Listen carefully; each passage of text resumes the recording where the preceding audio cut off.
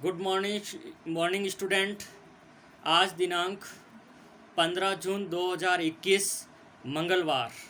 दोस्तों, पिछली क्लास के अंतर्गत हम संकलित शिक्षक शिक्षा कार्यक्रम का पहला जो बेस था आधारभूत शैक्षिक कार्यक्रम, उसके ऊपर हमने विस्तार से चर्चा की थी और उसके अंदर हमने 3 बिंदुओं को देखा था: शिक्षा के दार्शनिक आधार, शिक्षा के सामाजिक आधार और शिक्षा के मनोवैज्ञानिक आधार।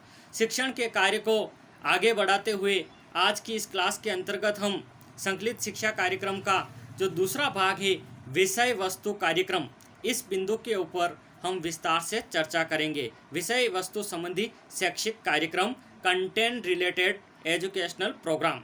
संकलित शिक्षक शिक्षा कार्यक्रम के द्वितीय भाग में विषय वस्तु संबंधी रूपरेखा प्रस्तुत की गई है। इसके अंतर्गत शिक्षक शिक्षा से संबंधित विषय वस्तु को छात्र के समक्ष प्रस्तुत करना चाहिए। यह भाग सैद्धांतिक ज्ञान से संबंधित होता है। इस सोपान में छात्र के समक्ष विभिन्न प्रकार के सिद्धांत एवं नियमों को प्रस्तुत किया जाता है, जैसे कि अधिगम के सिद्धांत, लर्निंग थ्योरी, अधिगम के नियम एवं अधिगम का स्थानांतरण, एक प्रकार से प्राप्त ज्ञान का दूसरे स्थान पर किस प्रकार से लाभ मिल सकता है, उसको लर्निंग ट्रांसमिशन करते हैं, उसके बारे में इन भाग का भी विस्तृत अध्ययन किया जा सकता है, जिसको कि हम निम्न रूप में समझ सकते हैं। इसके अंदर नंबर 1 है शिक्षण उद्देश्य, टीचिंग एम्स। इस सोपान के अंतर्गत छात्रों को शिक्षण के उद्देश्यों का ज्ञान कराया जाता है। प्रत्येक स्तर पर पाठ्यक्रम का शिक्षण करने से पूर्व उसके उद्देश्यों का निर्धारण करना एक शिक्षक के लिए परम आवश्यक है। दोस्तों, अपन ने जब प्रैक्टिकल वर्क किया था उस समय मैंने शिक्षण उद्देश्यों के ऊपर विस्तार से चर्चा की थी और मैंने आपको बताया था कि मोटे मोटे रूप से शिक्षण के उद्देश्यों को मुख्य रूप से 2 भागों में विभाजित किया गया है। एक विशिष्ट उद्देश्य और नंबर 2 सामान्य उद्देश्य। विशिष्ट उद्देश्य टॉपिक से संबंधित होता है, जिस शिक्षक को जो टॉपिक पढ़ाना होता है उससे संबंधित जो उद्देश्यों का निर्धारण किया जाता है उसको हम विशिष्ट उद्देश्य कहते हैं, जैसे कि ज्ञान, अवबोध, ज्ञानोपयोग, कौशल, अभिरुचि, अभिवृत्ति आदि। और सामान्य उद्देश्य उस संपूर्ण पाठ्यक्रम से संबंधित होते हैं। तो इस बिंदु के ऊपर उस क्लास के अंदर हमने विस्तार से अध्ययन किया था। दूसरा है शिक्षण विधियाँ, टीचिंग मेथड्स। इस बिंदु के ऊपर भी हमने पूर्व में चर्चा की थी, लेकिन पाठ्यक्रम का हिस्सा है और यहाँ पर इसका जिक्र है, तो ये भी मैं आपके सामने क्लियर करना चाहता हूँ कि इसमें विभिन्न प्रकार की शिक्षण विधियों का ज्ञान छात्रों को प्रदान किया जाता है।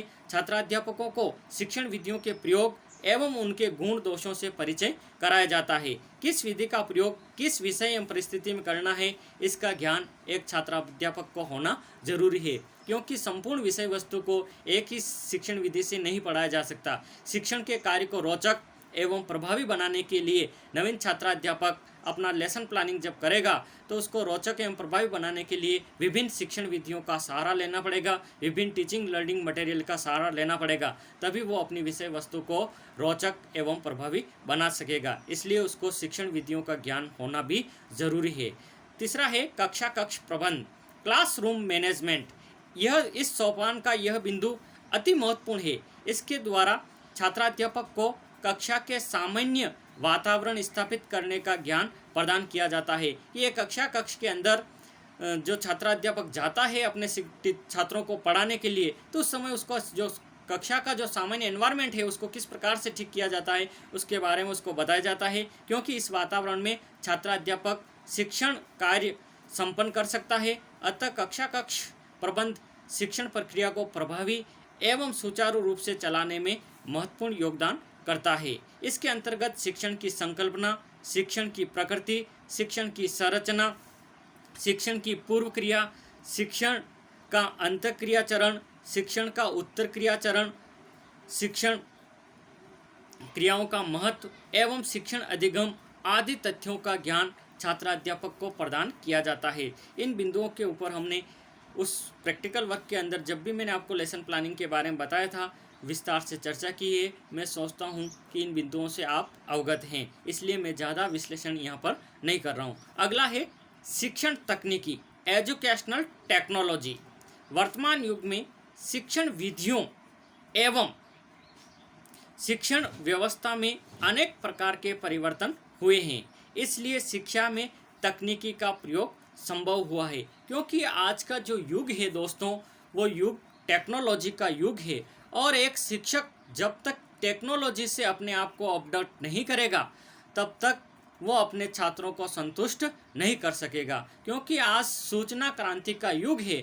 यदि शिक्षक टेक्नोलॉजी से, क्योंकि आज की जो नई पीढ़ी है, जो नई पौध है, वो डायरेक्ट उसका जो वास्ता है वो टेक्नोलॉजी से होता है। हम जानते हैं कि जिस समय हम अपन का बचपन था, उस समय अपन मोबाइल के बारे में ज़्यादा नहीं जानते, लेकिन आज का बच्चा बचपन से ही मोबाइल जो टेक्नोलॉजी है उससे जुड़ जाता है। और जो चीज़ें एक शिक्षक जो कि टेक्नोलॉजी से अपडेट नहीं कर सकता, आज का बच्चा उस चीज़ को कर लेता है। तो ये जो टेक्नोलॉजी का जो ज़माना है, उसके अनुरूप एक शिक्षक को अपने आप को अपडेट करना बहुत ही ज़रूरी है। यदि वो इस प्रकार से अपने आप को अपडेट नहीं करेगा, तब तक न तो वो क्लासरूम मैनेजमेंट सही प्रकार से कर सकेगा, न ही ऊपर लिखी टीचिंग मेथड्स का है, अन्य जो चीज़ें हैं एजुकेशनल टेक्नोलॉजी, इन चीज़ों को वो अपने आप को संभाल नहीं पाएगा। और हम जानते हैं कि जब टीचर इन चीज़ों से संबद्ध नहीं हो पाएगा, अपडेट नहीं होगा, तो वो बालक को पूर्ण रूप से संतुष्ट नहीं कर सकेगा। और बालक को संतुष्ट करना एक टीचर का नैतिक दायित्व होता है। इसलिए जो ज्ञान उसको प्राप्त नहीं है, उस ज्ञान को प्राप्त करने की एक टीचर को ललक होनी चाहिए, सीखना चाहिए। इसलिए शिक्षण तकनीकी से अपडेट रहना भी एक शिक्षक का बहुत ही ज़रूरी है। वर्तमान शिक्षण प्रणाली में अनेक प्रकार के वैज्ञानिक यंत्रों का प्रयोग किया जाता है।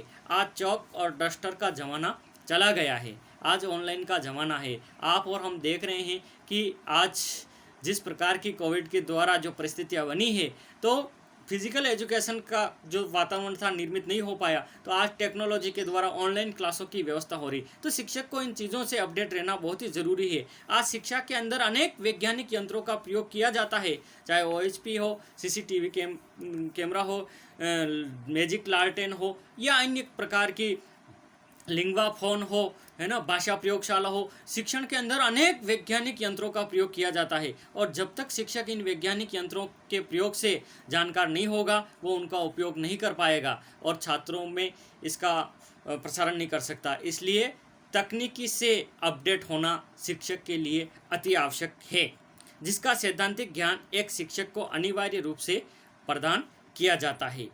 इस सोपान के अंतर्गत छात्राध्यापक को शैक्षिक तकनीकी एजुकेशनल टेक्नोलॉजी की अवधारणा, शैक्षिक अभ्यास में इसकी भूमिका, शैक्षिक तकनीकी के उद्देश्य, शैक्षिक तकनीकी के क्या उद्देश्य हैं, शैक्षिक तकनीकी की उपयोगिता, शैक्षिक तकनीकी का क्षेत्र, व्यवहारिक तकनीकी, अनुदेशन तकनीकी, शिक्षण तकनीकी, अनुदेशन प्रारूप, हार्डवेयर तथा सॉफ्टवेयर की तकनीकी अवधारणा, श्रव्य दृश्य साधनों के प्रयोग का सैद्धांतिक ज्ञान प्रदान किया जाता है। विभिन्न जो तकनीकी है, इसके लिए एक भावी शिक्षक जो कि आपके पाठ्यक्रम के अंदर बालक जो नया छात्राध्यापक तैयार हो रहा है, जो भावी शिक्षक है, उसके लिए अलग से शैक्षिक तकनीकी का अलग से आपका पेपर दिया गया है। इस पेपर के अंतर्गत आप शिक्षण से संबंधित जितने वैज्ञानिक प्रयोग हुए हैं उनका प्रयोग करना, और विभिन्न जो तकनीकियाँ हैं, शिक्षण के विभिन्न जो सूत्र हैं, शिक्षण के विभिन्न जो चर हैं, उन चरों से आप अपडेट रहते हैं, उनके उद्देश्यों से आप अपडेट रहते हैं। और भावी जीवन के अंदर जब आप शिक्षण करेंगे तो आपको किसी प्रकार की कोई समस्या नहीं आएगी। इसलिए शिक्षण तकनीकी का ज्ञान होना भी भावी शिक्षक को बहुत ही अति आवश्यक है। अगला बिंदु है निर्देशन एवं परामर्श, जिसको कि हम गाइडेंस एंड काउंसलिंग कहते हैं। निर्देशन और परामर्श का ज्ञान एक शिक्षक को इसलिए आवश्यक है कि छात्र एक शिक्षक से अपेक्षा करता है, और पेरेंट्स भी चाहे कितना भी उसको नॉलेज है, लेकिन वो अपने बच्चे के मार्गदर्शन के लिए समय समय पर शिक्षक के पास आएगा कि बालक को फ्यूचर के अंदर, भविष्य के अंदर किस क्षेत्र के अंदर आगे अग्रसित किया जाए। इसलिए इसका मार्गदर्शन वो एक शिक्षक से प्राप्त करता है, क्योंकि अभिभावक को पता है कि शिक्षक जो मार्गदर्शन करेगा निश्चित रूप से बालक के लिए वो लाभदायक होगा और भविष्य के लिए वो अच्छा व्यक्ति बन सकेगा। इसलिए एक शिक्षक को निर्देशन एवं परामर्श की जानकारी होना भी आवश्यक है। एक भावी शिक्षक को निर्देशन एवं परामर्श का ज्ञान परम आवश्यक है, क्योंकि निर्देशन एवं परामर्श की आवश्यकता विद्यालय में प्रत्येक स्तर पर होती है। कदम कदम पर बच्चे के लिए गाइडेंस एंड काउंसलिंग की एक शिक्षक को ज़रूरत होती है। निर्देशन एवं परामर्श का कार्य सामान्य रूप से विद्यालय में शिक्षक द्वारा ही संपन्न किया जाता है। इसलिए शिक्षक निर्देशन एवं परामर्श के ज्ञान के अभाव में छात्रों का निर्देशन एवं परामर्श नहीं कर सकता। जब तक कि गाइडेंस एंड काउंसलिंग की एक शिक्षक को जानकारी नहीं है, तब तक वो बालकों को गाइड एवं निर्देशित नहीं कर सकता। इसलिए आपके पाठ्यक्रम के अंदर गाइडेंस एंड काउंसलिंग से संबंधित एक अलग से पेपर का निर्धारण विश्वविद्यालय के द्वारा किया गया है, ताकि एक जो भावी शिक्षक निर्मित हो रहा है उसको गाइडेंस एंड काउंसलिंग का भी नॉलेज हो, और उस नॉलेज के द्वारा जो बालक उसके संपर्क में आएंगे भविष्य के अंदर, उन बालकों का वो सही मार्गदर्शन, सही निर्देशन एंड गाइड कर सके। निर्देशन एवं परामर्श के अभाव में छात्र का सर्वांगीण विकास नहीं किया जा सकता। इस सोपान के अंतर्गत छात्राध्यापकों को निर्देशन का अर्थ, निर्देशन के उद्देश्य, निर्देशन की आवश्यकता, निर्देशन में अंतर, निर्देशन की विधियां, निर्देशन के सिद्धांत, परामर्श का अर्थ, परामर्श एवं निर्देशन एवं परामर्श की विधियां आदि तमाम बिंदुओं से संबंधित जानकारी एक छात्राध्यापक को दी जाती है।